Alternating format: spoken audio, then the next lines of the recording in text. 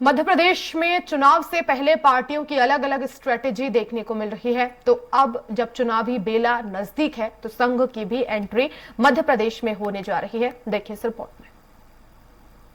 प्रदेश में सियासी समर में अब होगी संघ की एंट्री। संघ बनाएगा बीजेपी का माहौल।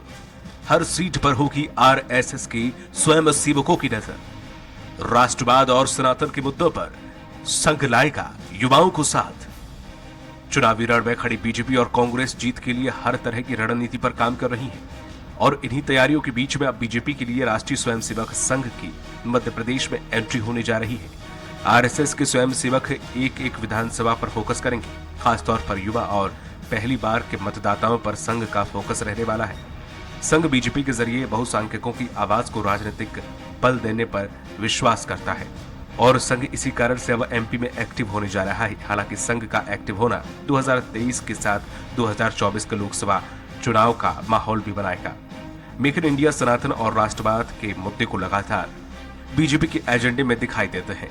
इन मुद्दों पर मतदाताओं और खासकर युवाओं को संघ और बीजेपी की विचारधारा से आरएसएस से जोड़ने की कवायद में लगेगा।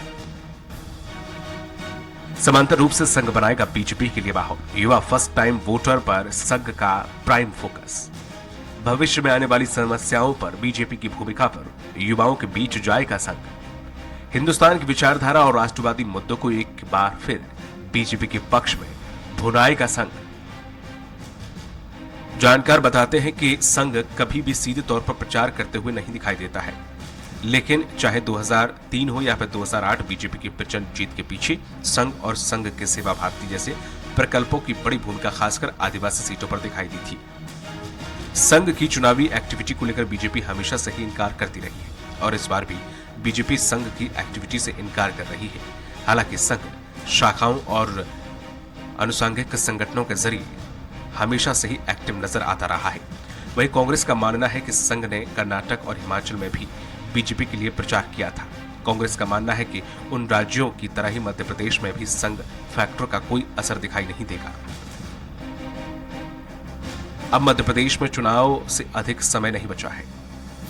कांग्रेस जहां पर कर्नाटक और हिमाचल के बहुमत और राहुल गांधी की भारत जोड़ो यात्रा के रिस्पॉन्स के बाद से ही कॉन्फिडेंट है, तो अभी बीजेपी के लिए संघ मोर्चा संभालने जा रहा है। ऐसे में बीजेपी के संगठन को संघ का साथ जब मिलने जा रहा है तो मध्य प्रदेश का चुनाव देखना दिलचस्प होने जा रहा है। सलमान खान, स्वराज एक्सप्रेस, भोपाल।